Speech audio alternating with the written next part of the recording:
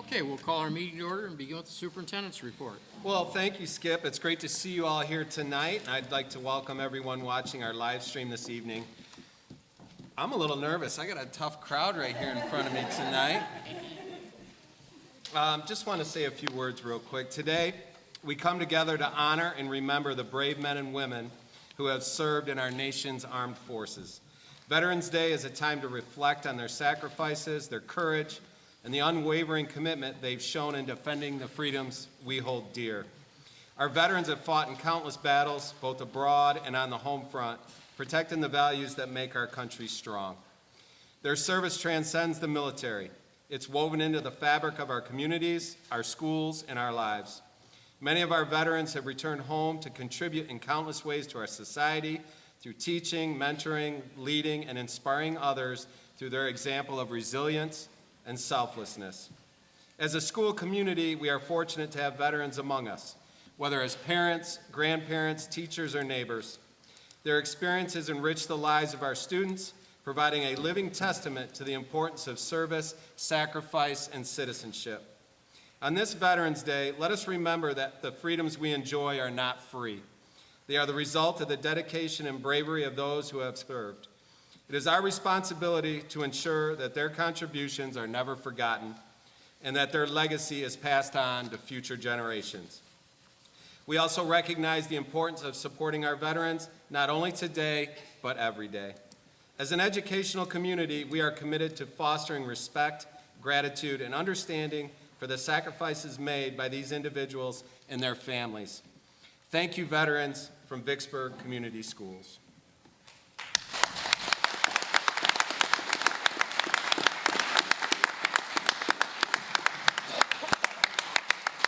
With that, we are extremely excited to be at Indian Lake Elementary this evening.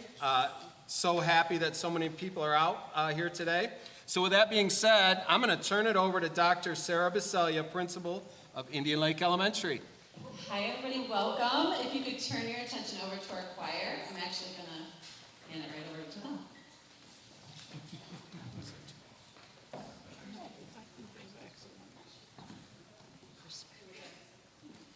We have a wonderful group of singers. We just got started about 2 weeks ago for choir, and so we are lucky to have this wonderful group of singers sing with us today. And we wanted to thank veterans as well, so we'll be singing Think of That.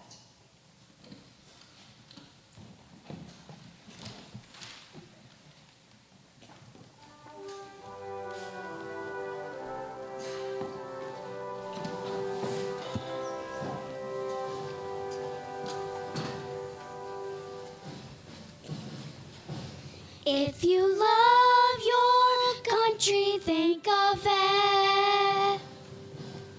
If you cherish freedom, think of it. For the price they paid, for the sacrifice they made. If you love your country, think of it.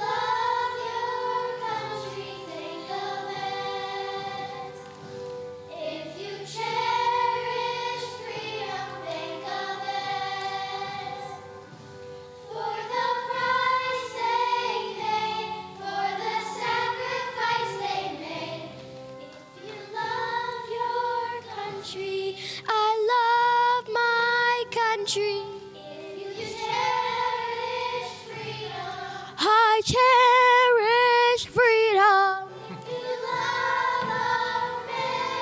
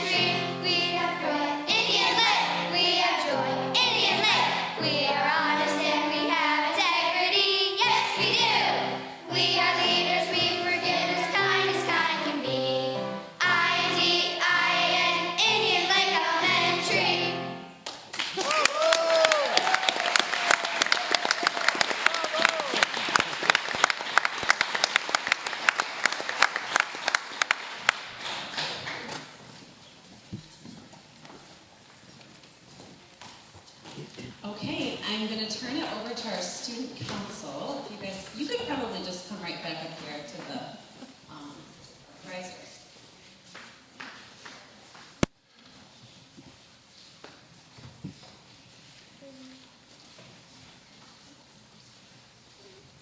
Okay, let me introduce our student council first.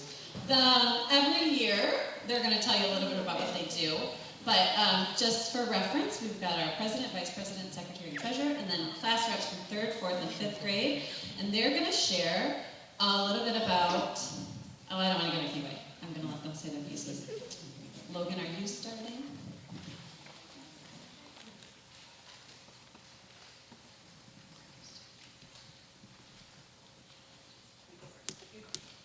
Hello, my name is Logan Fry, and I am president of our Indian Lake Student Council. We are excited to be here tonight to share all that we have been working on at Indian Lake. But before we do, we want to thank all of our veterans for their service. We cannot thank you enough for serving our country. Hi, my name is Aubrey Soares, and I am secretary for our student council. Before we get started, could everyone please stand and respectfully face the flag with your hand over your heart?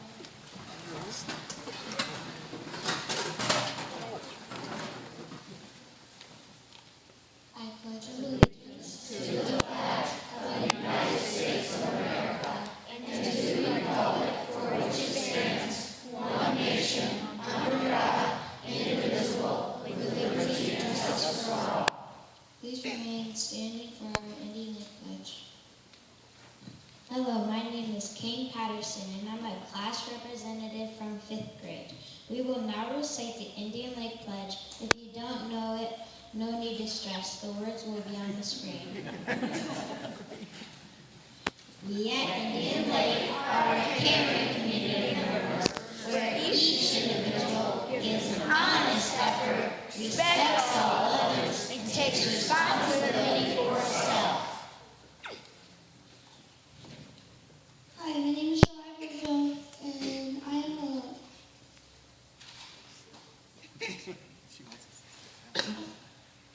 Sorry. Please hold. You may not be seated.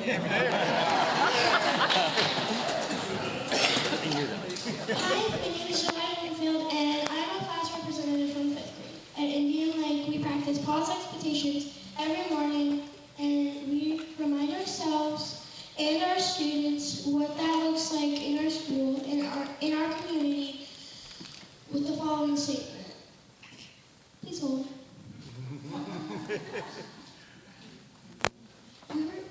Remember to show your pause by practicing kindness, acting responsibly, and working hard and staying safe and focused.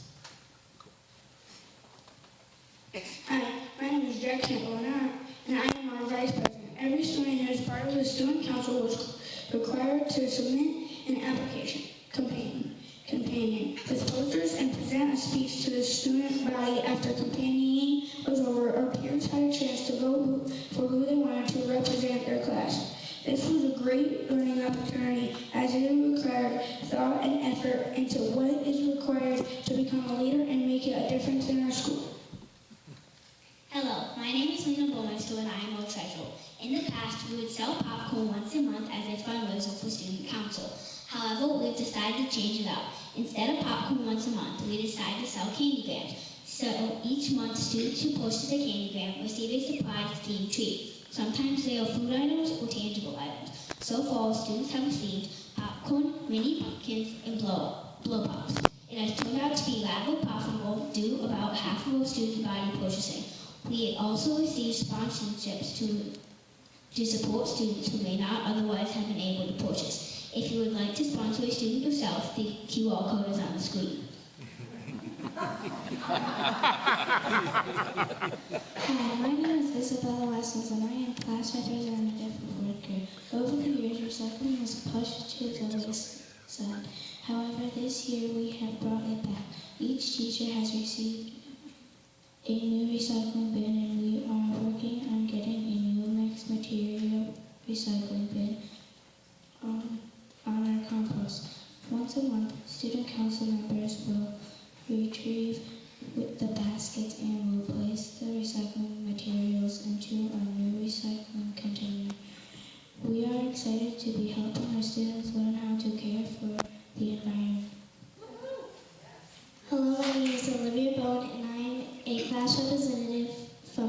celebrate. Every year in the month of October, students all over the United States collect pairs of socks to donate to people in need.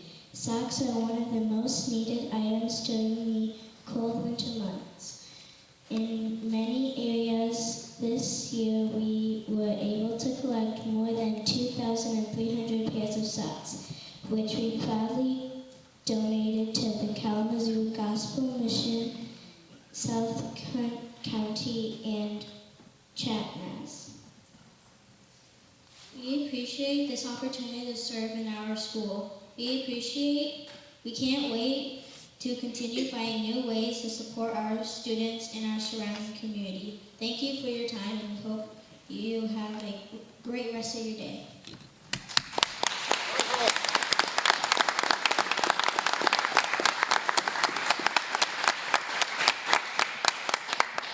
Okay, I think at this time we're going to go ahead and pause because it is a school night and we want kids to be able to get home and in bed at a reasonable hour. So I think we'll take a little break, help yourself to some refreshments, kids especially before you go, and we'll reconvene in a few minutes. Absolutely. Does that sound okay? Okay. 7. Oh, no, you can't go. 19. Well, maybe the appetizer, but I don't Figure it out. Maybe. Nah, more like the donuts. Oh, okay. So, yeah, that's what it is. Oh.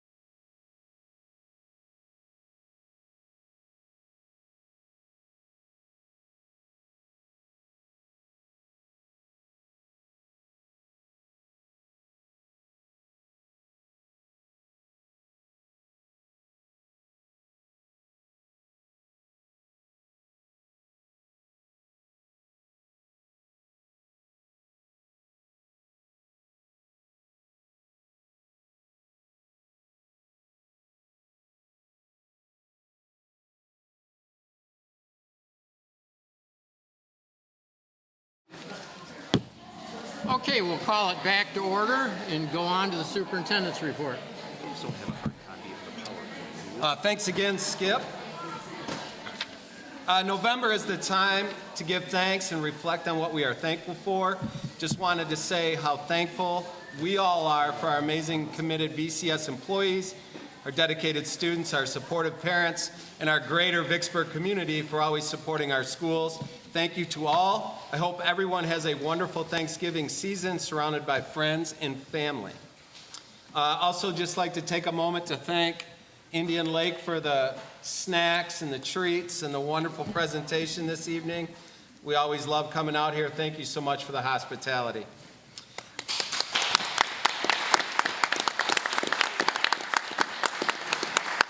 As most of you are aware, Skip and Carol are finishing up 40 consecutive years on Vicksburg Community Schools Board of Education.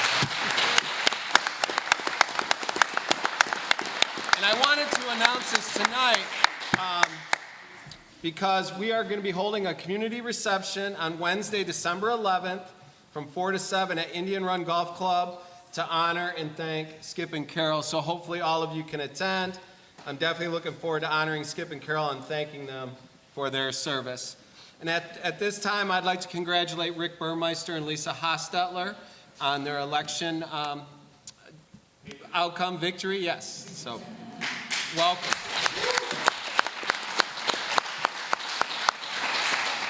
Board, I've included a legislative update in your packet. It provides state and federal election results, as well as a bill package aimed at increasing school bus safety that has passed the state Senate. It's now headed on to the House for consideration. Is expected to pass through the House, so I'm assuming it's going to reach Governor Whitmer's desk for her signature. Once we get some more details on those bills, I'll certainly provide an update. Of course, Lansing has been really quiet during the election season, but now that the election has passed, all eyes will turn to the lame duck session that will begin in December.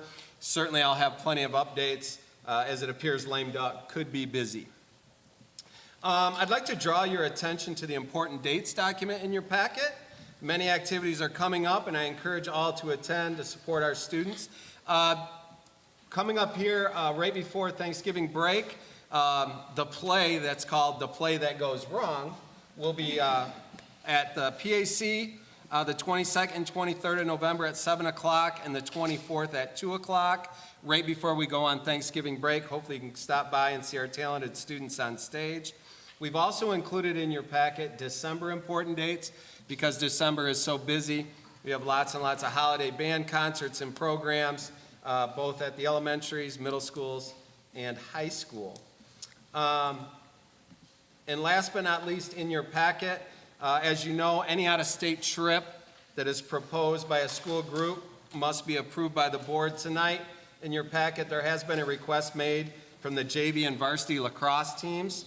They would like to travel to Illinois this spring to compete against 2 Illinois high schools. As always, this will be an action item for your consideration during board action later on this agenda. If you have any questions about that trip, Mike couldn't be here tonight. I can try my best to answer those, but it sounds like the letter that was included has most of the details you'll need. And with that, that's my report, Skip. Okay, thanks, Kevin. We'll go on to reports of public inquiry, and we'll start with Mike and Kristen for our audit presentation from Plant Moran. Always good to see you. Thank you, appreciate it. Steve, do you have any opening comments, or would you like us to? Yeah, just a quick introduction. Mike Foster and Kristen Kassler from Plant Moran drove down this evening from East Lansing. I think everybody recalls we moved to Plant a number of years ago because they are I would say, the preeminent auditor of school districts and other areas as well, but specifically school districts in the state of Michigan. And just we're grateful that the audit is complete. It's an excellent process as always, but it's consuming and it takes a lot of energy from a lot of staff. So I'd like to turn it over to Mike and Kristen at this time. Thank you, Steve.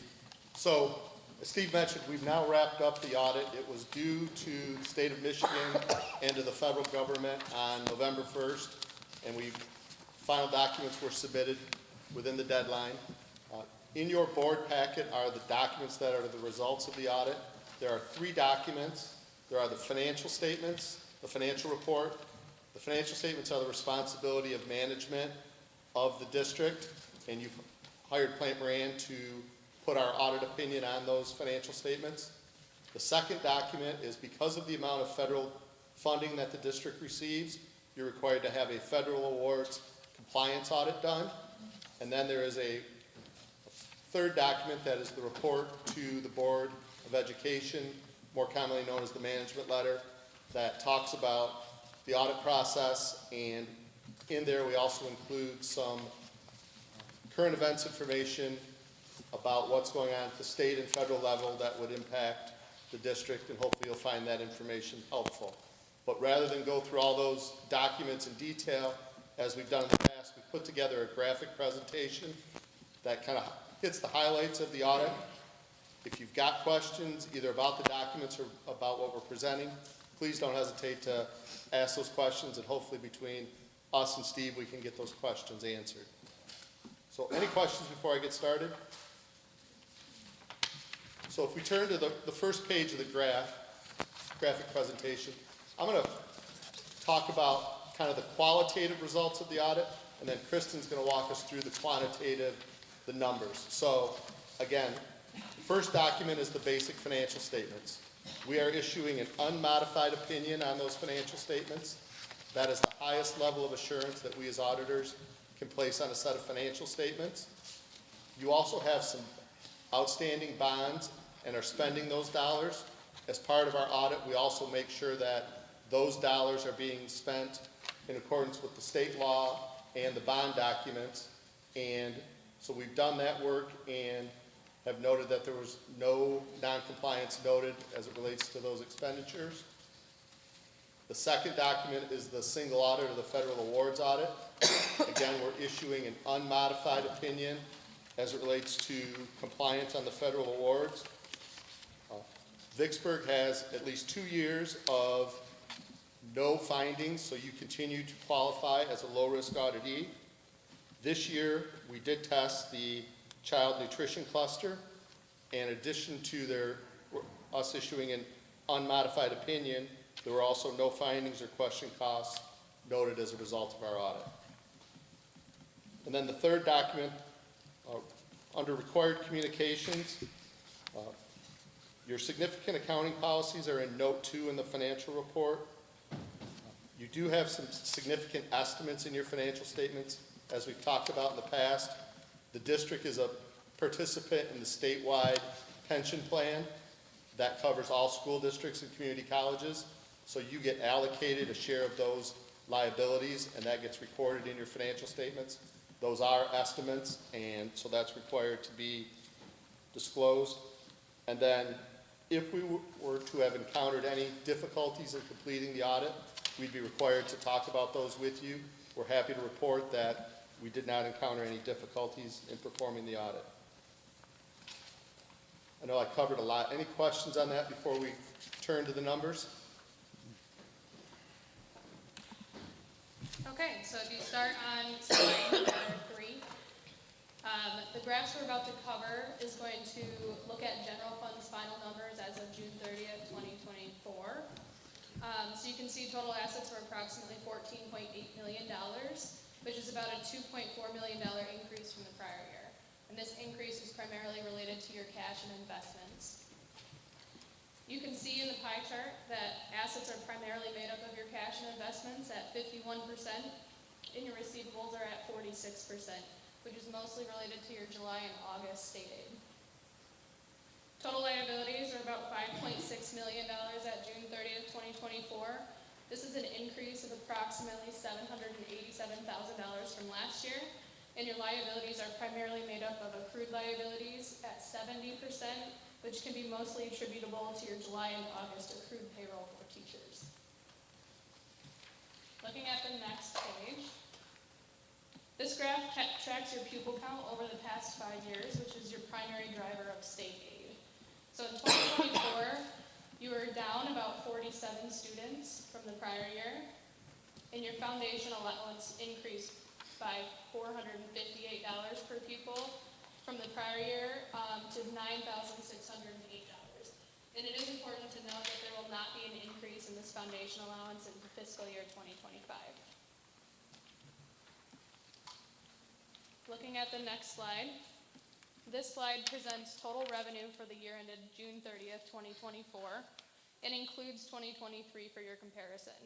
So you'll see that total revenue increased about $1.6 million from 2023 to 2024, or about 4.3%. State sources increased about $1 million, which mostly related to the increase in that per pupil allowance that's driven by your pupil count that we just discussed on the last slide. And your federal sources are down about $108,000 as the federal funding in your ESF programs continues to wind down. Looking on the next slide, this presents your general fund expenditures by function as of June 30th, 2024. And as you can see, your expenditures increased by about $2.1 million in the current year, or 6.1%. You'll see that 58% of expenditures are related to instruction, and 36% are related to support services, and all of the categories are consistent with your prior year. On the next slide, we will compare the percentages that we saw in the previous slide for Vicksburg to percentages for Class 1 schools. And this information for Class 1 schools is in 2023. There's a 1-year lag in the data. And Class 1 schools are schools that have a similar pupil count to Vicksburg. So as you can see, those percentages are fairly consistent with Vicksburg's percentages. If you go to the next slide, this slide also presents your expenditures similar to the 2 previous slides. However, they're categorized by object code rather than the function code that was shown previously. The key takeaway on this slide is that salaries and fringes make up about 82% of your total expenditures for the general fund specifically, which is fairly consistent with prior year at 83%. The remaining categories of supplies and capital outlay have remained the same or consistent with prior year. This next graph shows healthcare costs per pupil. So healthcare costs went up about $114,000 from 2022 to 2023, or about a 3.7% increase. And then up $481,000, or 15.2% from 2023 to 2024. And this equates to about $1,393 per pupil. Looking at the next slide, this graph will show your per pupil retirement costs. So retirement costs went up $142,000, or 3.4% from 2022 to 2023, and then $747,000 increase from 2023 to 2024, or about 17.3% from prior year. And so retirement costs for 2024 equates to approximately $1,926 per pupil. The retirement costs that are presented above exclude your 147C1 retirement costs, which are covered by your 147C funding that's received as part of the district's state aid. This is received as a state aid payment and then immediately remitted back to the ORS to help cover retirement costs. So this amount totaled about $3.1 million in 2024 compared to about $4.3 million in 2023. And that retirement cost is out of our control. That is dictated by the state. We have no way of affecting that locally. Right. Other than by the number of staff you employ. But once you have a staff and employ them, yes, then the retirement contribution is dictated by the state. If I could go back to where you were comparing to Class 1 schools, I was curious, the only thing that was a little bit different was community service dollars, and I don't know if that's just a matter of how people were coding, you know, those expenses, if that's the difference, or if other districts are doing things that we're not. There was if you look at the Class 1 schools and expenditures, they were using 8%, and ours was 2%. I'm assuming that's just a accounting, we put it in a different category than they did. Or they have, or there's other programs that other districts have that. Well, that's my question. Yeah. Which is it? Well, it could be a little of both, Okay. yes. Okay. Steve, I don't know if you've got any. Yeah, that's, Dave, we talked about that a little bit earlier. I need that number, the state average was higher than I was expecting. Right. So I have to do a little bit of digging in and just see how, other districts are categorizing certain Right. programs. But we've been consistent with how we've classified things between support, community services, instruction, and that type of thing. So I'm gonna have to do a little bit of digging in on that.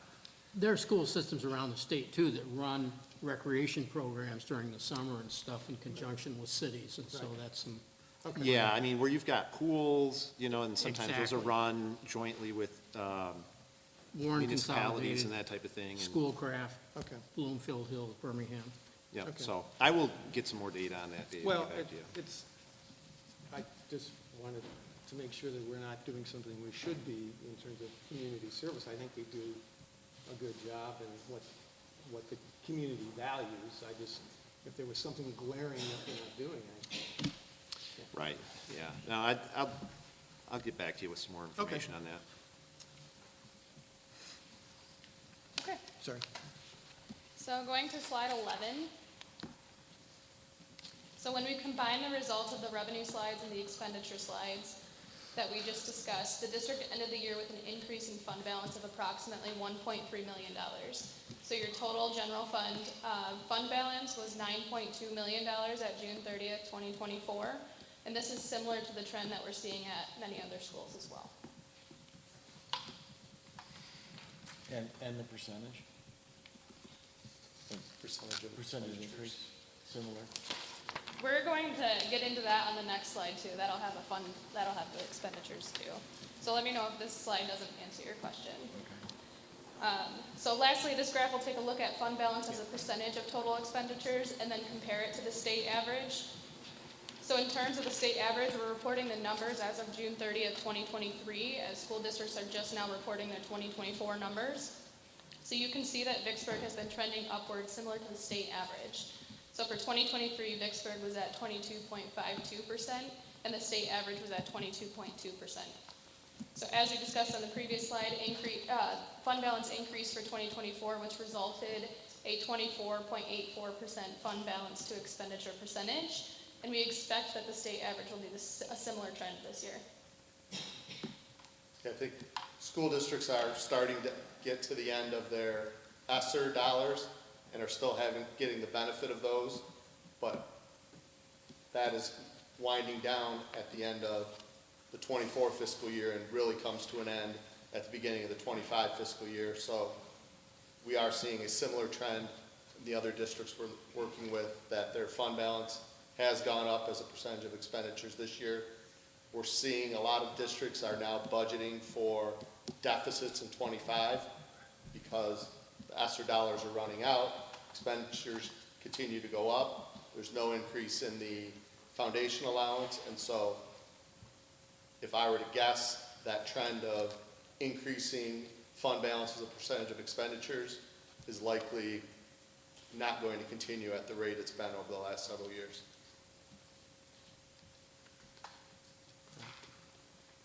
Are there any other questions?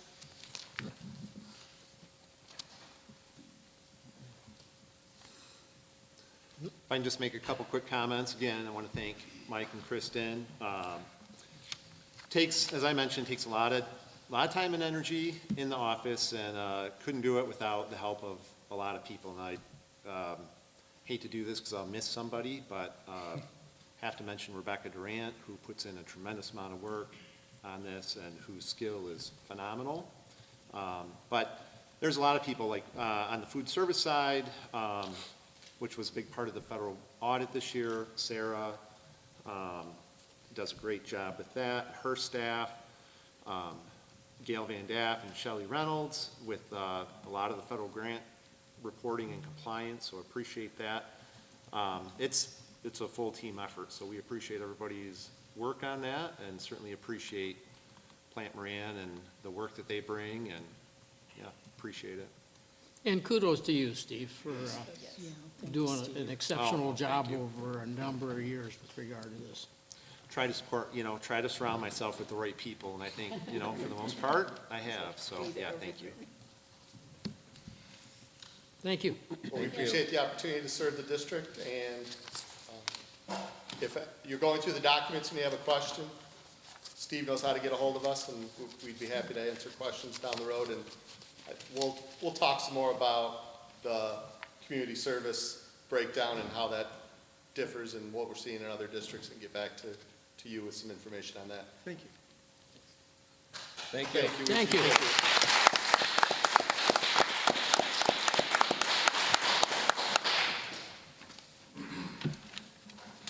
Okay, human issues proposal. Dan? That one's for the live stream.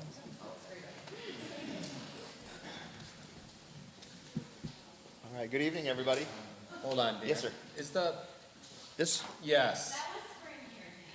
would you ever use this too? All right. He's a little taller than a fifth grader. Hello. All right. Good evening, everybody. Nice to see you all.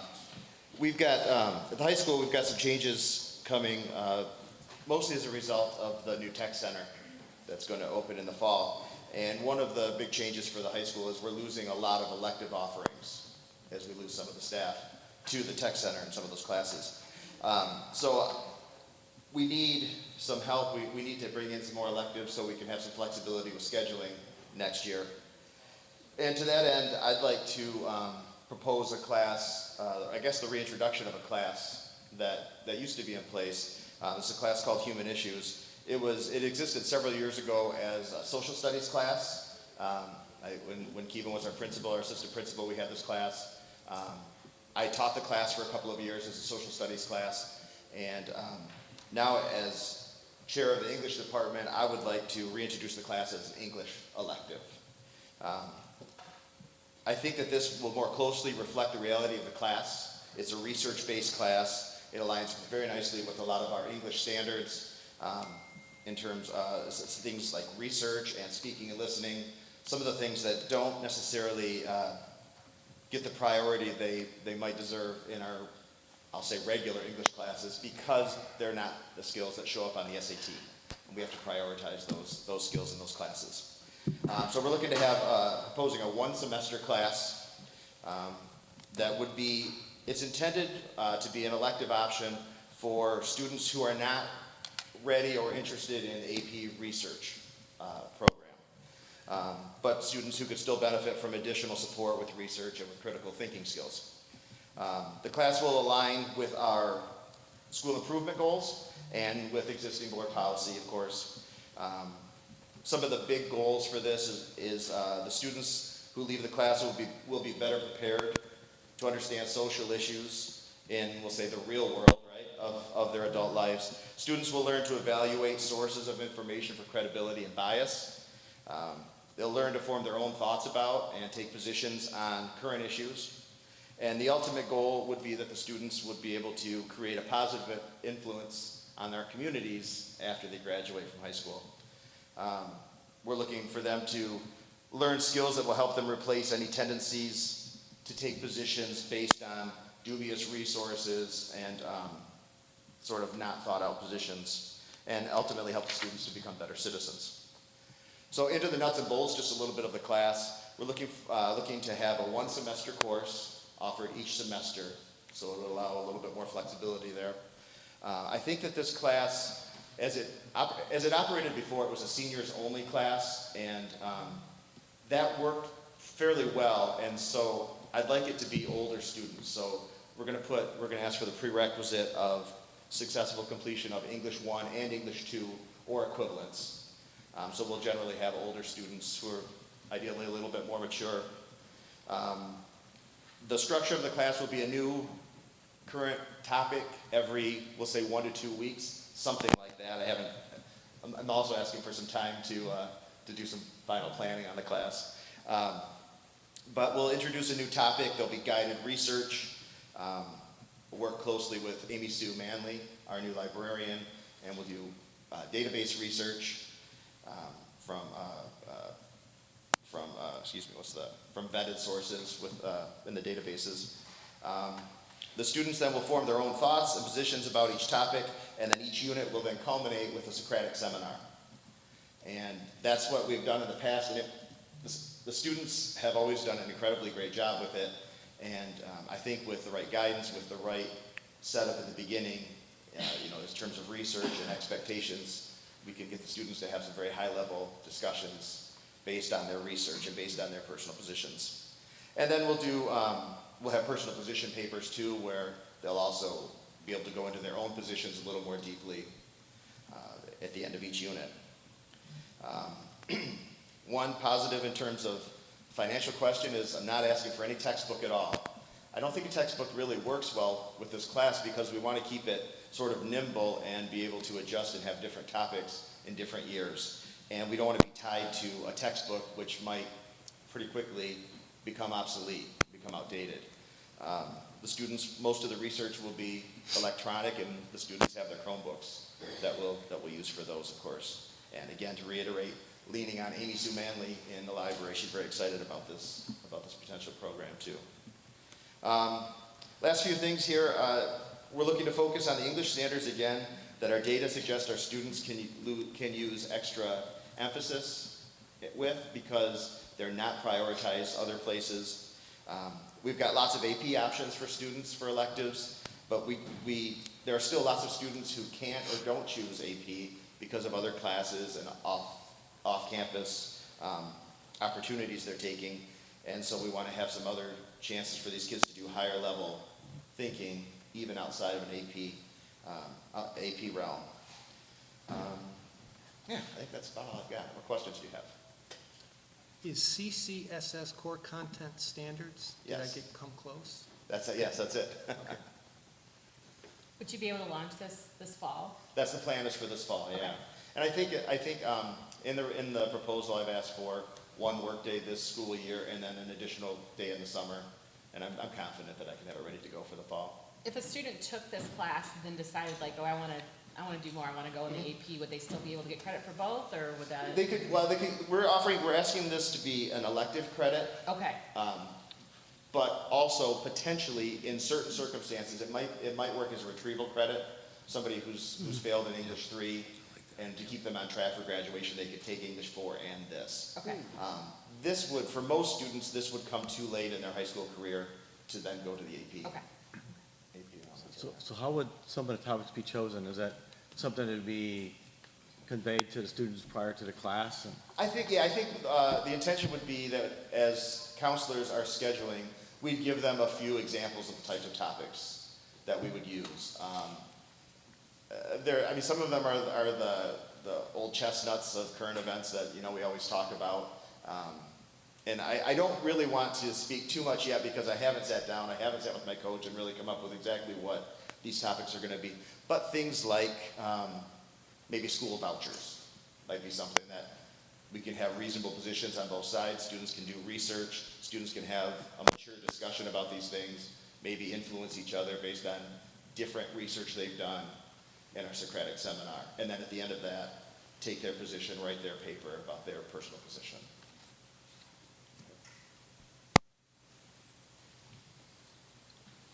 Any other questions? Sounds good. Thanks, Dan. Thank you all. Thank you. Thanks, Dan. Okay, school nutrition annual report. Sarah?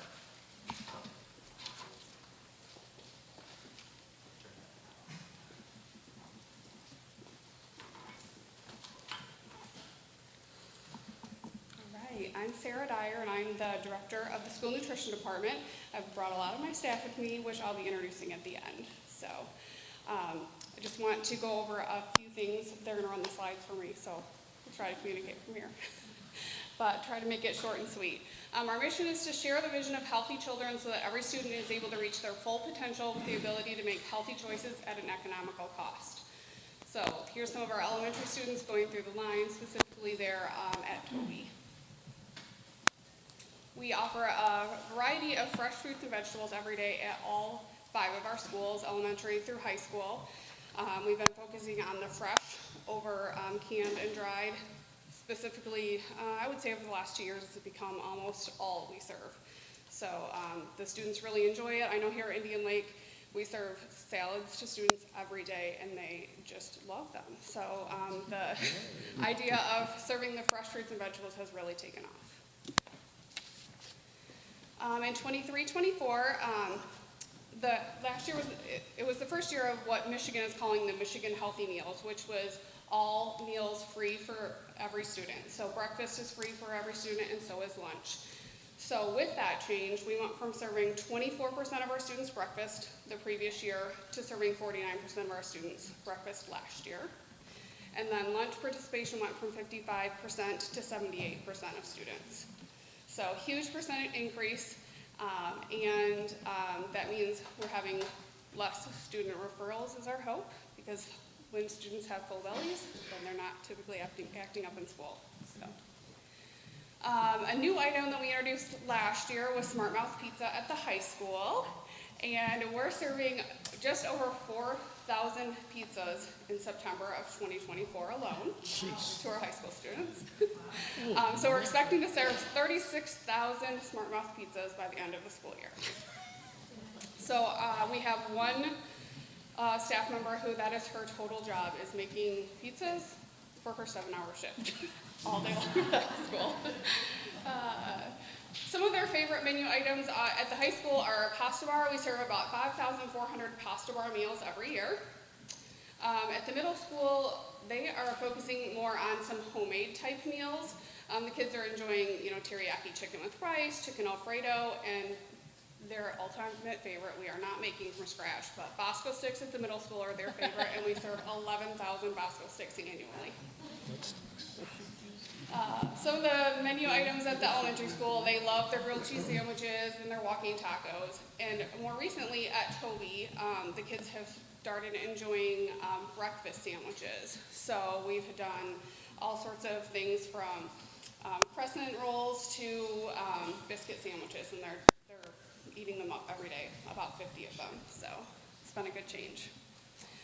We do have some extra funds that, due to the excess federal funding that we've been receiving, we're going to be able to purchase new serving lines at all 5 of our buildings. So the bottom design is the look of the serving lines that we're going to be having. Hoping to get them installed maybe around Christmas break. They're on a little bit of a delay right now, so I don't have an exact time frame, but pretty excited. The ones that we have now are from at least 50 years ago, so it'll be a great upgrade.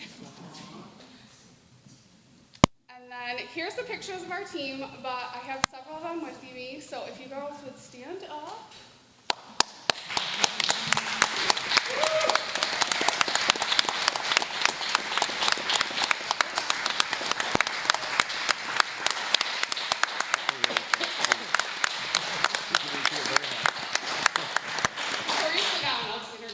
So we have Mick McAllister and Jamie Jones, and they work here at Indian Lake. Heather Fenwick works at Sunset with Kelsey Fruhoff. She's on the end here. And she works at Sunset with Joanna Miner. And then from Toby, we have Deb Thomas. And then next to Deb is my right hand, Deb Schnepp. We have Lindsay Foot in the background.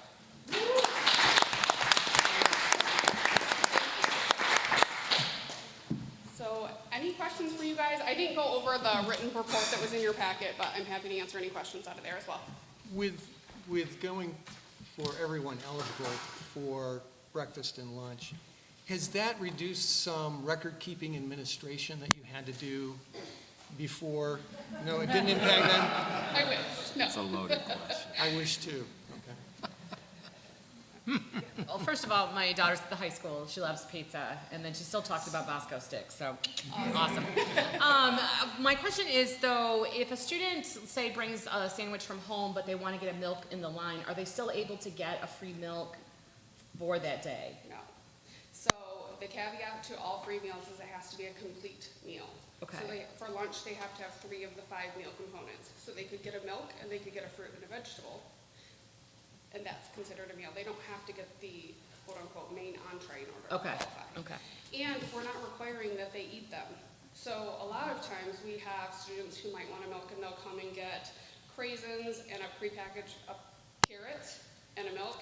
They can put those carrots and the craisins in the no thank you bin, take their milk, be on their way and it didn't cost. So you have a place for food that We is do, fresh absolutely. and And we untouched. definitely try to help students through. Okay, okay. Any other questions? Thanks, Sarah. Okay, budget and finance report, Steve? All right, a couple things for my report this evening, starting with the monthly budget progress report, which includes activity through the end of October, and I'll just make a few comments as we go through. On a year-to-date basis, revenue came in at $5,689,000, and if you look at the state revenue line, you see $2,781,003. That's our first installment of state aid. Yes. For the current fiscal year, which started back in July, or the school year, which started at the end of August. One thing to point out, that initial state aid status report, so we'll receive, 10 more installments of state aid that'll go through next August. Those first state aid status reports in October, November are usually pretty sparse. And they include primarily just kind of the basic funding, some special ed money, some at-risk, and the per pupil foundation. There's some food service and that type of thing in there. But a lot of the categoricals that that have worked their way into the budget over the last several years have not been figured out by the state yet, so they're not in there yet. So there's a lot of money regarding retirement. The auditors talked about how there's no increase in the foundation allowance this year, but there is what's supposed to be a kind of a net reduction in the retirement rate. They're not reducing the rate, but they're paying us another categorical to offset the cost of that retirement. Well, retirement rates are quite high right now. On average, they're over, I'd say the average retirement rates are around 31%. That doesn't include the Section 147 that just flows through from the state of Michigan. But that's a substantial amount of money. You saw in the report that, just the employer share of retirement was over $5 million last year. That's only going to go up this year, and so there will be about $1 million of funding to offset that, but we haven't seen that yet. So we're going to be working through an amendment and look forward to getting that. There's just, there continues to be a lot of different moving parts in the budget. But those things will get worked out as we go through the year.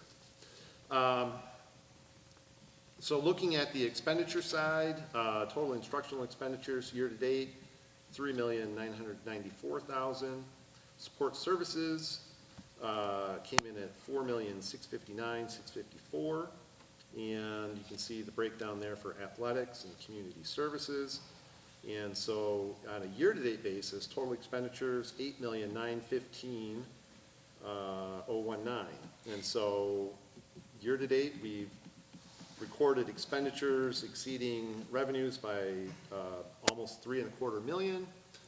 We talk about kind of the ebbs and flows of cash flows in Michigan school districts. This is pretty routine. Of course, we had some substantial capital outlay as well that increase that shortfall. But because we have a very reasonable fund equity, that we're able to, continue to pay payroll and benefits and make some of that capital outlay, some of those large expenditures without, any kind of short-term state aid anticipation notes or anything like that. So that's good. So on a year-to-date basis, $8.9 million of expenditures compared to just under $5.7 million of revenues. Second page, we'll just look at the breakdown on object codes. And you can see that we still have the same total of $8,915,019. And you can see that the majority of that, as you would expect in K-12 school districts, the majority of our expenditures in the general fund relate to compensation. And so salaries and benefits year-to-date, $5,857,959. And then you can see purchase services came in at $993,149, supplies at $953,991, capital outlay at just under $1,080,000, and other expenditures at $30,250. few things, we know that, as the auditors pointed out, we've been building fund equity pretty consistently for a number of years now. We're fortunate to have been able to do that. We do anticipate starting to draw that down a bit as we adjust to, the post-pandemic funding landscape. And of course, we deal with inflation like everybody else, whether that's on food supplies, energy, our, basic supplies, but certainly in salaries and benefits as well, because we have to continue to compete to attract and retain quality personnel. So there are a few things there. Salaries and benefits were ahead of where we were at this time last year. There's a few reasons for that. Staffing continues to be pretty robust.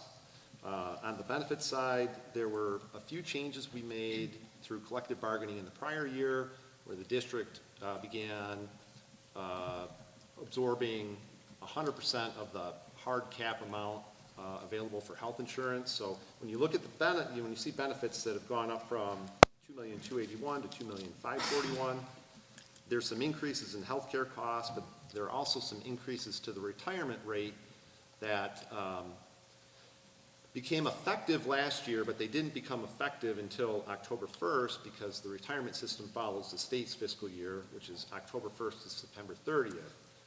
So the rates for the first, through the end of September last year were based on a quite a bit lower rate by about 3%, or maybe, if the employer rate is around 30% or 31% last year, at that time, for the first 3 months, it would have been around 28%.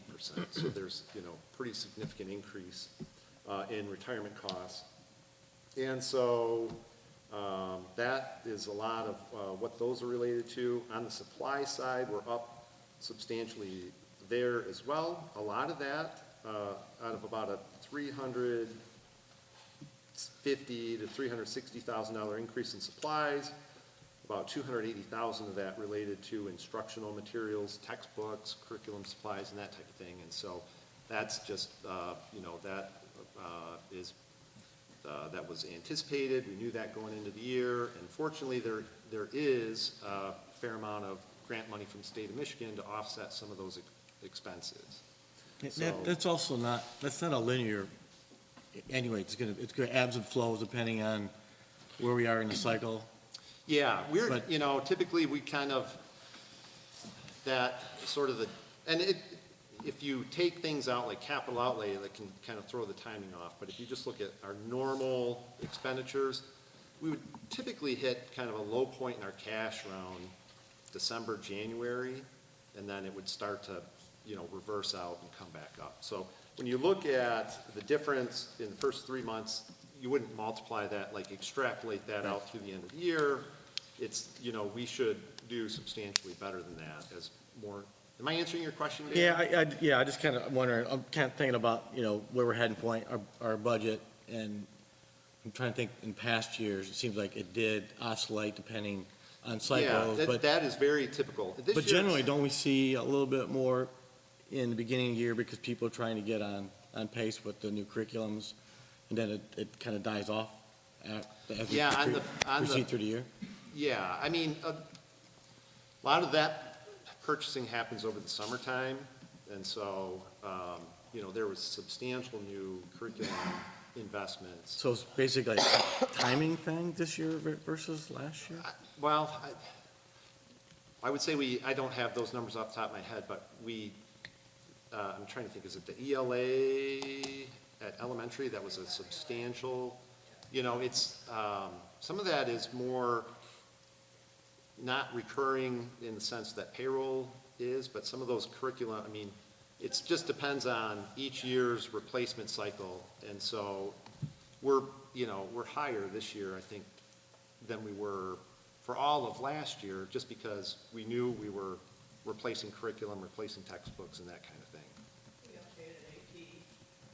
Yeah, but we've talked about this too, right? So I know so I guess maybe we should see it to kind of, over the year of progress, it should kind of go back into alignment with what our proposed budget for. Yeah, yep. Part of it is revenue just has to catch up. we started our fiscal year in July, Right. and, we've received our first installment of state aid, and a lot of our expenditures are paid kind of equally throughout the year. So, part of it is, a lot of it is just timing difference. Okay. Now, we have, for each of the last probably 4 years, we've added a substantial amount to fund equity. This year, you might recall that we had budgeted a reduction in fund equity for the 24-25 school year of $769,693. So we've already exceeded that shortfall, but we expect that shortfall to start reversing as revenue comes in for the remainder of the year. Does that make sense, Dan? Yeah, and well, it also sounds like maybe the state appropriations are a timing issue as well, a little later than they have been? Yeah, well, every year, again, we go July to June in our fiscal year. The state runs October to September. So we've been in school since, end of August. The first installment of state aid just came in 3 weeks ago. Right. So, that's a big part of it. And so, if it would be helpful to schedule a time to sit down, we can do that. But a lot of it's just timing. Okay. Strictly timing All right, difference. thanks, Dave. Maybe the best example of that would be the school buses. We purchased 7 school buses. We we paid cash for those. And so, we don't expense that over the course of the year. That was, that check was cut in end of July or beginning of August. And so right off, it's that kind of thing where, and a lot of the curriculum supplies are ordered, in the spring and are received over the summer. They end up, based on when they're received, they go into the next year's budget. So, a lot of those supplies and materials are already purchased. But remember too, the supplies and materials are, pretty small part of the overall budget. We're talking, for schools, it's really about personnel costs, and that's well over 80% of our general fund budget. Benefits will be consistent though, and we're already 3% ahead right now. So what is that going to do at the end of the year with our budget? Yeah, well, so. Will that compound? I'm gonna work through an amendment.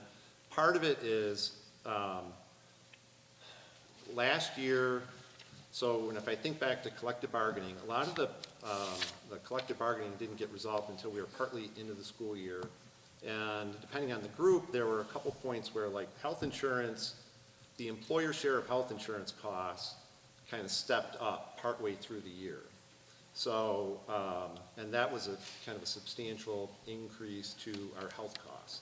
Now, we don't expect, I'll just kind of leave it at that, but that's one example. The other one is like on payroll, if last year for the first, July, August, September, first 3 months, we were paying on average, say 28% of payroll to retirement. This year for that same time period, we're at like over 31%. So that's, 3% of every dollar of payroll. And so that is, I would expect both salaries and benefits, when we work through the amendment, those will go up.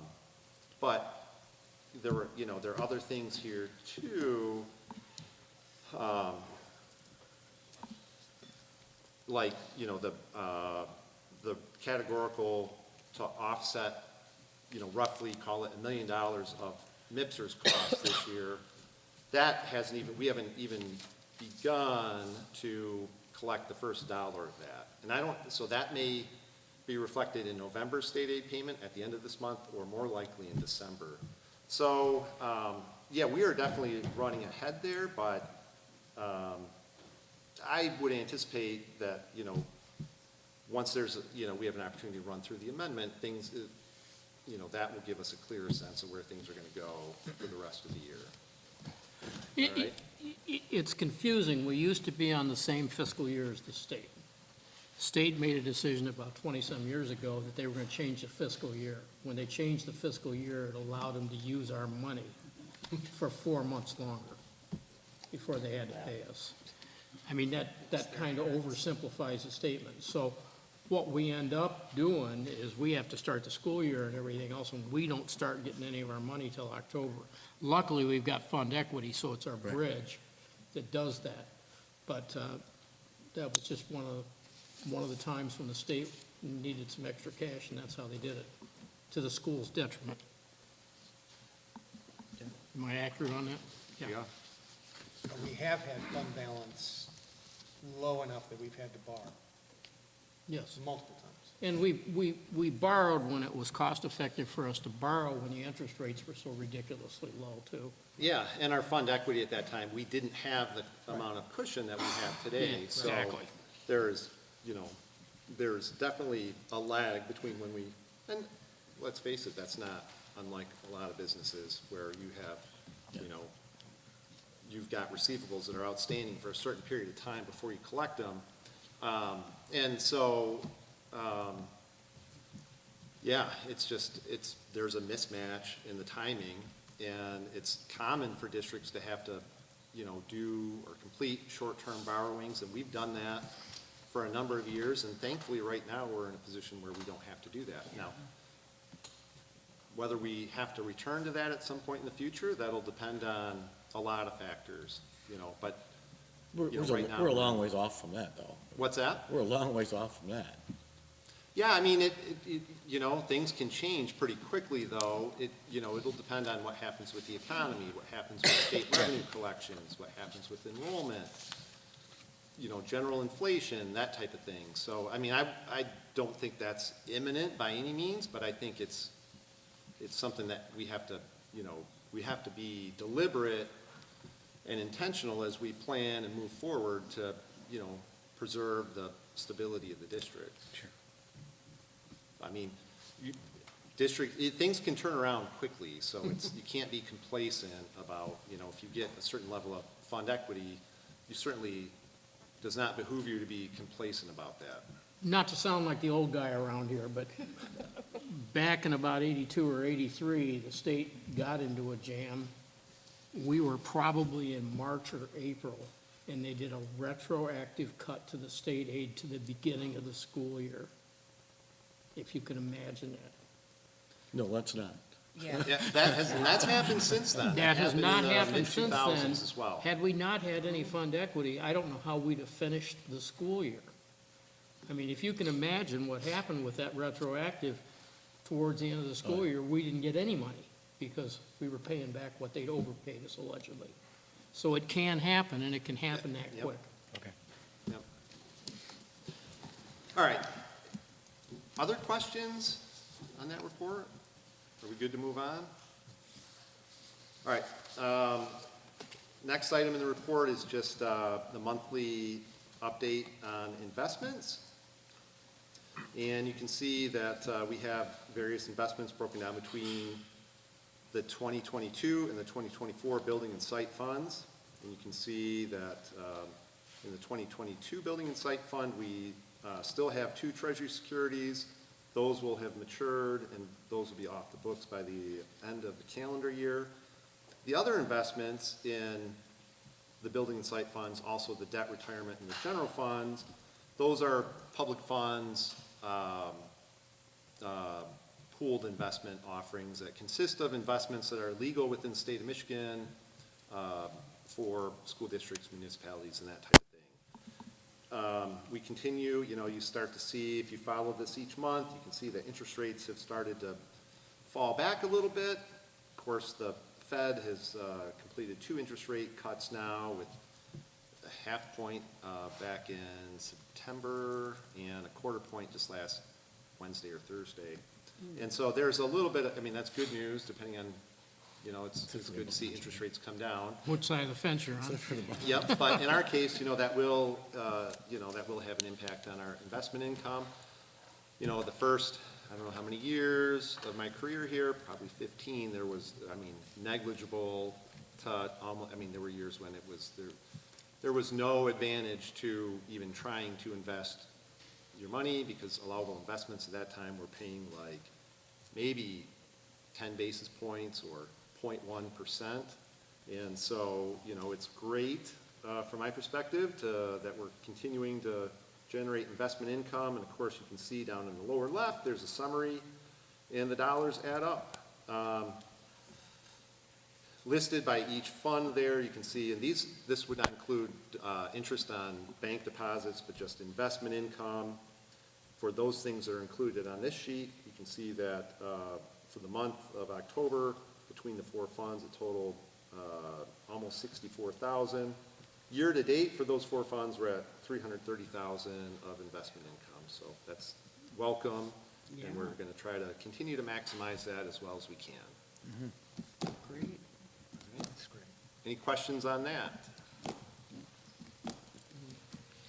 All right. The only other thing on my report, there's just an action item where we're requesting the board to approve replacement of water heaters in the high school. Those will be funded out of the general fund.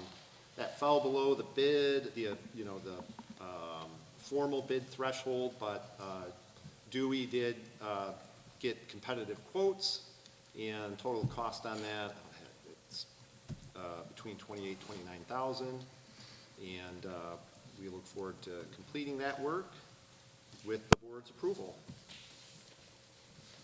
How many water heaters? Two, right, Dewey? We're replacing 2 units. And of course, this does not include, the kitchen has its own hot water supply. And I think maybe when I use the term domestic hot water, that might have been a little bit confusing, but we, and correct me if I'm wrong on this, Dewey, but we differentiate when we refer to domestic hot water in our buildings. That's, running, that's water through fixtures. That's separate from the water that's circulating for heating and cooling purposes. Wow, can you look at the Questions, comments? I guess just one follow. So all the capital projects that were run this summer, are those all complete, and are all the accounts closed from those, or I'm not sure how that's worked? Nothing is ever really complete, it seems. We continue to have punch list items and that type of thing. And it's the work, so that bond issue, $9.7 million off the top of my head. I mean, it's kind of a progression, and we plan to get everything done in the summers that we can. And then we always know that there are some things that are going to, there's some punch list type items that are still happening, evenings and that type of thing. There's some little bit of work that'll happen, over break periods and that type of thing. But really, we're gearing up for next summer's projects, which will be a lot of bathrooms and a lot of flooring. Yeah, so all the major work that was intended to be done this year is complete? Just a couple punch. Including equipment, almost 99% of the equipment is all installed. Okay, yep, perfect, that's nice. That was a lot of work. It was. It was, in not a lot of weeks. Yeah. I know, was it 54 weeks, 54 days, essentially? Yeah. And it's, it's one of those things where it's, I appreciate the flexibility that we have and the approach that we've used with our bonding, and we've been on this routine for a while now where, we'll roughly every 6 years, and we're starting to talk about going out. There'll be a lot more discussion about this, but if you follow the progression, we would expect to go out for additional bonding in 2026, and a lot of that work, a lot of that planning is getting underway right now. So same rate? What's that? Same rate? To be determined. Same, I'm sorry? The same. Well, it's all hypothetical at this point, but I mean, yeah, we've been able, the goal has been, it's not, it's for the board and community, but we have had a stable millage rate. And I don't, when I'm thinking about planning, I'm always thinking in terms of flat. And I'm hoping that we can accomplish the things that we want to accomplish while keeping a flat millage rate. But we know it's just, I guess my point in bringing that up was every summer is an adventure, for a long time, it seemed like schools would go out for bonds and have a couple hard years, and then you'd be through it, and then you'd coast until the next bond issue. But the way we've been approaching it is, to have kind of a steady flow and to continue to complete projects each summer, and I think it makes a lot of sense, but it puts a lot of strain, it causes a lot of logistical issues with summer school and summer programming and all of that. But it's, you know, the summer is just, I think it's 54, this past summer, I think there were 54 work days between the last day of school and the first day of school, and that's not a lot of time. One of the reasons I was asking, there's so much that's being done. Just want to make sure we're on pace. Nothing's being pushed to subsequent years. Seems like we're on a steady path, but you're really not, you're not pushing, you're not pushing those dollars down where you're going to say, okay, I'm at a deficit. Sounds like we're on pace. No, we're on pace, and everything is. Well, in this strategy, you're taking it more bite-sized chunks. If we did, a bond every 10 years or whatever, and tried to do it all at once, there's just no way. Yeah. And to try to do a little bit each summer, I mean, like at Sunset, half the building is done one summer, the other half the next summer, because you can't do the whole thing all in one. Yeah. And then the other issue is technology, because that changes so quickly. We've been able to fund that out of the bond, which is huge, because not to have to pay that out of the general fund, we can protect that to pay salaries and benefits, so we have people. Right. And use the bond to try to keep our technology current. And as quick as that changes, we're able to keep up with it Right. because we've got Exactly. a systematic program for doing it. That's been the big beauty of it. And in reading school board journals, things like that, online things, there are a lot of schools in this country that are not in the shape we're in. They're crumbling. They talk about it constantly. Kids go into these horrible schools that are falling apart. And we have planned, and our money has been managed in a way with these bond issues that we have good, high-quality buildings for these kids to learn in. And I think we should be really proud of that as a community. So we've had good management for many, many years, And kudos to Steve for coming up and presenting this programmatic system of dealing with the bonds. I think every summer it's a chance, we can't really fit much more in those summer construction periods, to be honest, so, it's a challenge, but a lot of it falls on, it's just hard for everybody, but like we've talked about, we've got good teams, we've got, we are trying to be very careful in getting the right contractors, we've got strong team with our architects and construction managers. And so it's, it's kind of a workout, but it's, we're happy with how it's going. It's so well organized that, I couldn't believe when I'd go by the high school this summer, there was so much going on all the time, and I didn't see all the other buildings necessarily, but they have it right down to the minute the kids are out of school to start. And, you walk through the buildings in late July and August, and it's like, you wonder how it's all gonna get done. The big telling day is we closed down and released on Friday. Saturday morning, the high school parking lot was full of 2 men in the trucks. Yep. I mean, dozens of them, moving stuff out into storage so we could work. So we hadn't been in summer recess 24 hours when that began to happen.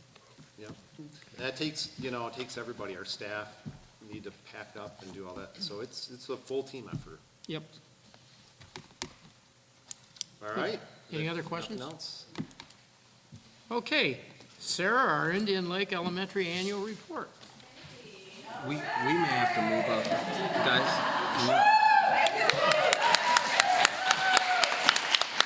Should we move up?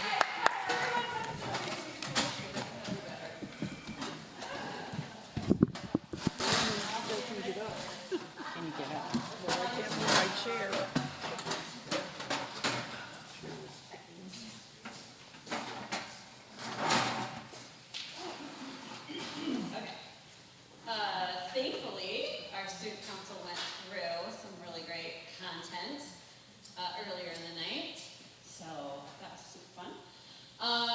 Okay, I'm going to focus on a few things with what's happening here at Indian Lake these days. I'm going to talk a little bit about attendance, social emotional learning types of things that we're doing, and then obviously academic outcomes and where our kids are, what we're up to.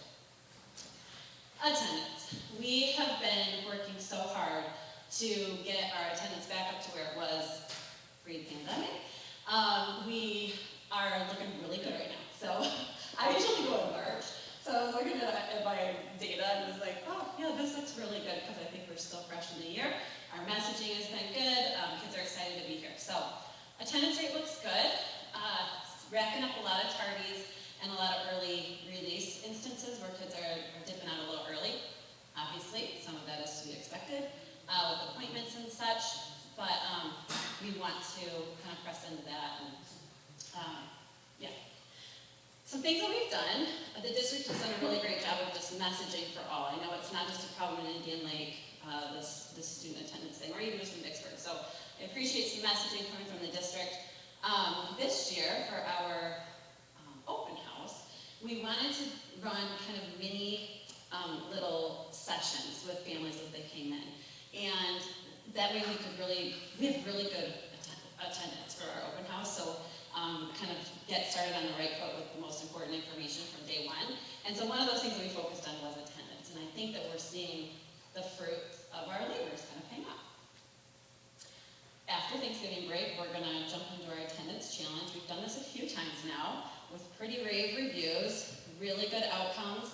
What we love about this is that it's for everyone to participate in. So it's not about one kid having perfect attendance, but about setting goals across every grade level. And then kids are excited to see who else is there the next day. They're working to beat the other grades, and everyone can hit their goal. So really every class can have whatever the prize menu is. Sometimes it's group year floats or extra recess, game days, stuff like that. So we will do that. Our holiday challenge will be between Thanksgiving and winter break, and then we will probably do it again in the spring. So next step with this is just every minute counts. Just making sure that kids know that we want them here every minute of every day, if at all possible. And we're just gonna, we kind of track things in this fashion so that we can keep an eye on them. Social emotional. So we know through multiple data points, including like office referrals, some anecdotal conversations, and also just asking kids about how life's going these days. We know that students at Indian Lake are showing strengths in their classroom effort and in their self-awareness, self-management, and in their social awareness. And so we now are seeing some opportunities for growth in self-efficacy, so kind of owning what, they are the boss of their kind of learning. They have a say in how they're going to work, and their effort means something. Emotional regulation, so everyone gets mad. Everyone goes to the red zone. That's fine, but what are you going to do when you get there, and how do you self-regulate? And then growth mindset. So it kind of goes along with resiliency. So we are faced with hard things, and we can do hard things. And I'm going to talk a little bit more about growth mindset here in a second. Oh, next slide. So growth mindset is basically just the opposite of a fixed mindset. So fixed mindset is I'm fast, I'm slow, I'm smart, I'm dumb, I'm whatever, fill in the blank. A growth mindset is adding in a powerful word of yet. So maybe I'm not as fast as I want to be yet, or I'm not as fluent of a reader as I want to be yet. But with practice, with strategies, with exercising my brain or my muscles, I can grow. Positive behavior interventions and support. So this is kind of our tier one. Honestly, it's kind of the backbone of who we are here at Indian Lake. I think it's a good foundation for just setting kids up for success. So setting those building-wide expectations, teaching, modeling, and reinforcing them, focusing on a different character trait each month, acknowledging when kids are doing the right thing. We do that a lot through our pause tickets, which are just like a little token economy thing, and then there's drawings that happen with that, but it's not the drawing that matters, it's not the ticket that matters, it's really like I see you, and that's really cool that you're doing that thing.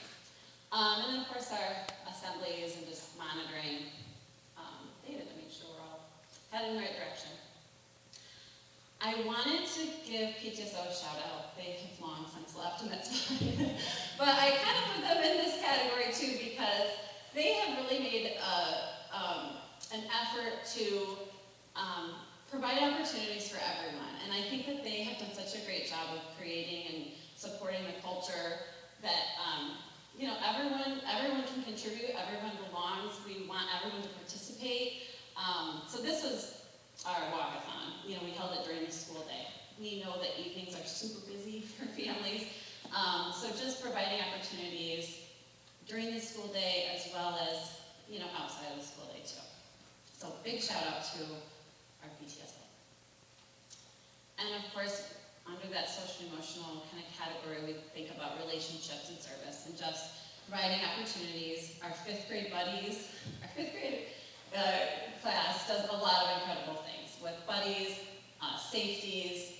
You heard from our student council tonight, just opportunities. I sat down just the other day, was it Friday, with a few students on Superintendent O'Neill's Student Advisory Committee. And that was super fun too. So they're going to come out and do some service projects. They want to be investing in younger kids. And so they're going to do some activities on the playground with kids regularly. And we have some other ideas brewing, but that'll be kind of the first step. So we love to have kids connected to one another and those opportunities. And last, we're going to talk about academics. So again, I'm usually the end of the school year, so I can kind of wrap it up and tell you like how the whole year went. But here we are at the beginning. So we know that 70% of students at Indian Lake in our fall benchmark were proficient, so at or above grade level, and 73% of students were proficient in math. So what are we going to do? We're going to set some goals, and we want to see an increase in reading to 72% January measure, and then 74 by the end of the year. And similarly with math, increase to 75 in the winter and 77 by the end of the year. I think we're going to hit that. We're pretty similar to where we've been in the last couple of years. A little bit of growth. That's kind of where we are. I do want to add a caveat, is that the right word, to this. So kindergarten data, particularly with math, super duper skews the average. Because they come in, they have no idea, they're on a Chromebook, it's like, what are we doing in September? And we find that their proficiency rate is really low. And then at the end of the year, they've skyrocketed. So it tends to kind of pull the average. So I've excluded them for this presentation, but of course we're monitoring and including that in our numbers too. In terms of behind the scenes, like what are we working on? You heard from the kids. They're doing amazing things. So proud of them. Behind the scenes, a lot of work goes into how are we setting them up for success every day. So our building goal this year is focused on formative assessment, whole group and small group instruction, professional learning communities, and empowering students. So I'll break all of those down for you. I know, you're dying to know more about these things. So formative assessment. So really we're just looking at, you know, where are we headed? What's the target? And then how are we measuring if we hit the target or not? Formative assessment is quick checks. It's not these like long assessments. It's just a quick pulse check on, are they getting what I'm telling them? And if not, I need to maybe do something different. And if so, what am I going to do next? We have a FAME team. I wanted to shout out our instructional coaches. So these ladies work in every building with every teacher, and they have really been influential in my formative assessment for Michigan educators. That's my FAME team with formative assessment. We kind of kicked off our team at Indian Lake last year, got started, and then this year we're really trying to implement that learning and then spread it, you know, beyond the team too. So share the love. But these ladies are wonderful. For our whole group and small group instruction practices, we are really looking to make these essential instructional practices.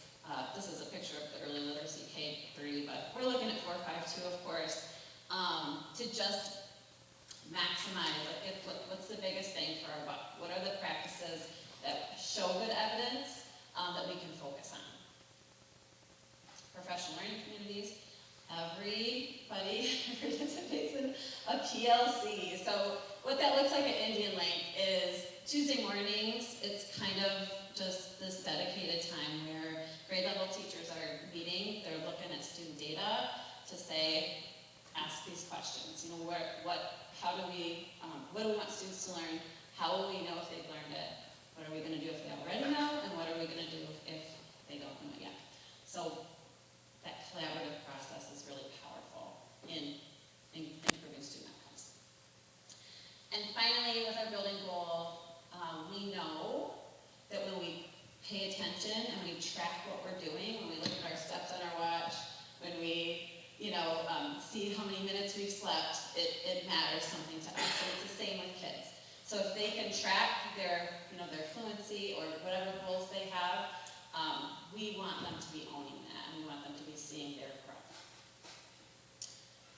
Instructional rounds is a really cool process that we've been learning about as administrators, and so fortunate last week to have a team of maybe 10 or 12 district leaders come to Indian Lake and help us with these rounds. We had a problem with practice that aligned to our building instructional goals, so looking at formative assessments, formative instruction, routines, and so forth. And then just going in and observing, we got to every grade level. So it's not about a judgment or an evaluation, it's about what's our pulse. Where are we, collectively on our areas of initiative, and what are some of our next steps. So super thankful to that team that came out and got into classrooms. Of course, we want to be providing access to opportunities for all. I think these meaningful, rich opportunities really help connect learning in the classrooms, building that prior knowledge, giving them some experiences. So I'm so thankful for our creative movement opportunities, performances, our flex lessons with a media specialist, and those research projects. Okay, so I can yap on all night about Indian Lake, but I want you to not just take my word for it. So I'm going to share some kind of quotes that have come my way this year, and I just feel like this is a sampling of some things that really highlight individuals here, kids. So I'm just going to read through it. So first one was from a recess supervisor, and she said, I just wanted to send a huge shout out. This was to 5th grade teachers, by the way. Remember how 5th grade buddies are going out to recess? Anyway.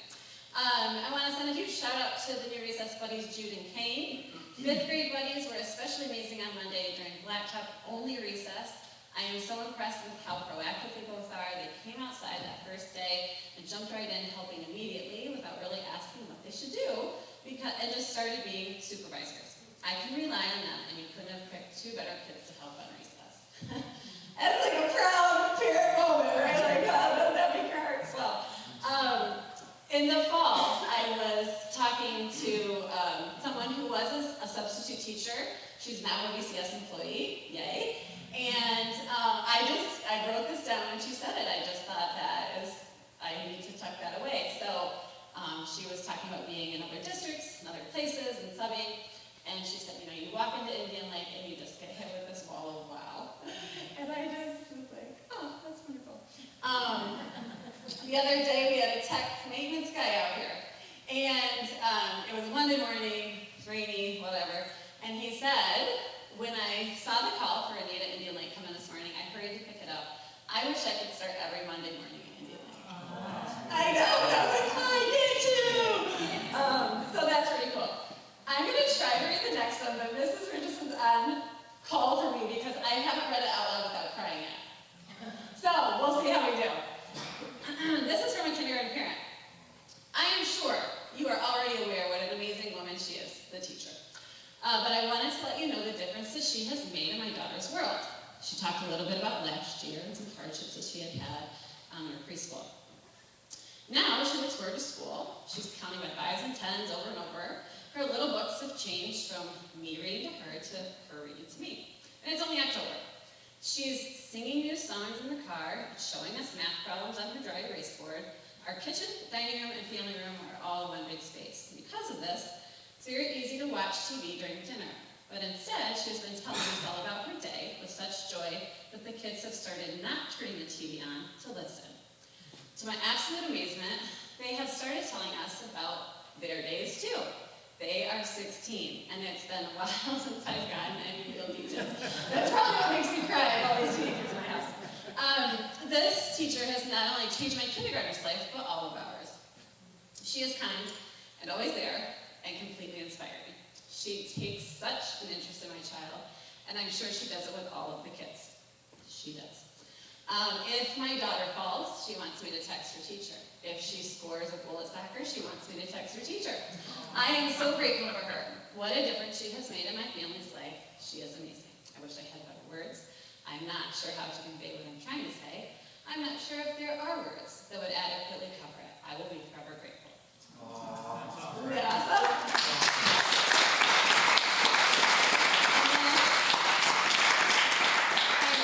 And Mrs. Richardson, I might have you hit play on this, but I don't really know how to do it from my clicker. You met this student on my student council tonight, and when I saw their campaign videos, oh my word, such personality, such joy, such enthusiasm, and I asked permission to share this, just so everybody knows. And when I listened to Jack's, it just, again, struck a chord with me of him, talking about kindness and understanding at Indian Lake. And I'll let you watch it just a minute, and then that'll wrap up my presentation. Oh, you have to go back and click right on his picture. There you go. Thank you. That's fine.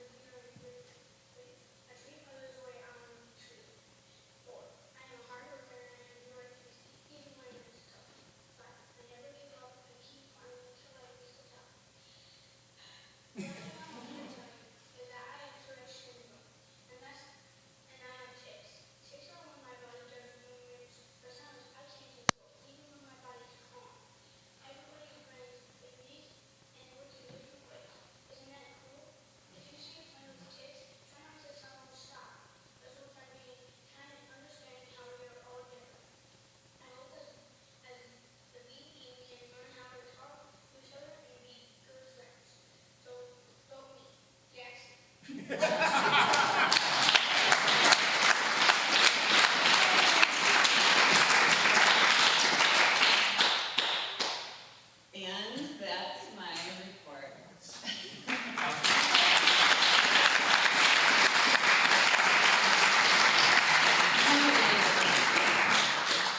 Anybody have any questions? I was just curious about one thing at the beginning of your presentation. You were talking about the numbers with the attendance and everything. Yeah. Obviously, great numbers like that. Yeah. I was just curious, do you ever have the numbers from last year to see how they I sure do. Yeah. I sure do. We are looking stronger this year than we did last year. Sure. We really, obviously, illness starts to impact us in the winter, and then spring fever in the spring. So yeah, when I was looking at our spring challenge last year, we were just hoping to get to 92%. That was the goal. So I'm hoping starting off a little higher this year. We're going to set the goal for 94% at Thanksgiving. We're kind of hovering right around there right now, in the first couple weeks of November. So I love to be able to get kids to hit their goal that first week and then increase it a little and then increase it a little. So yeah, that's kind of what we're thinking of for November. Okay. Or December, I guess it will be. Got it. Okay. Thank you. Thank you.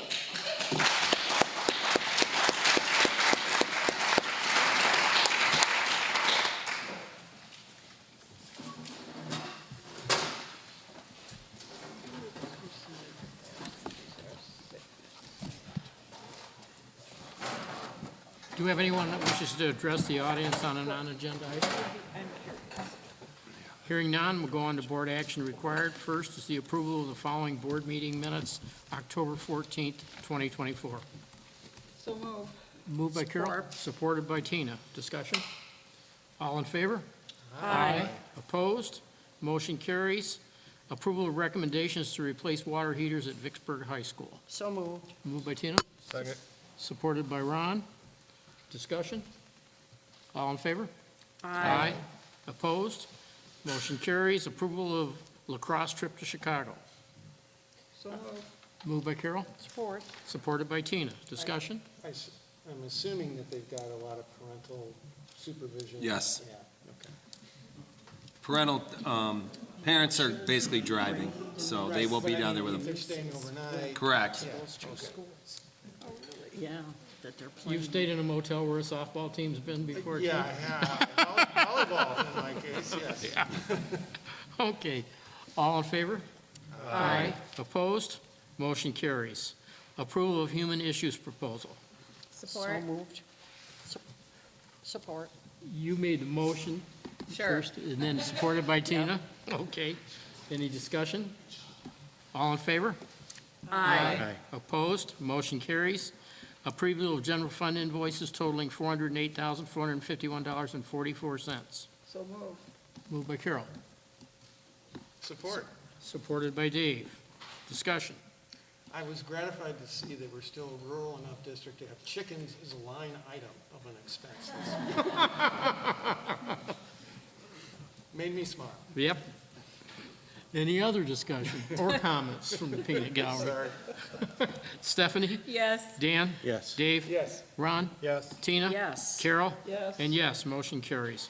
Approval of purchase card disbursements totaling $226,687.29. So moved.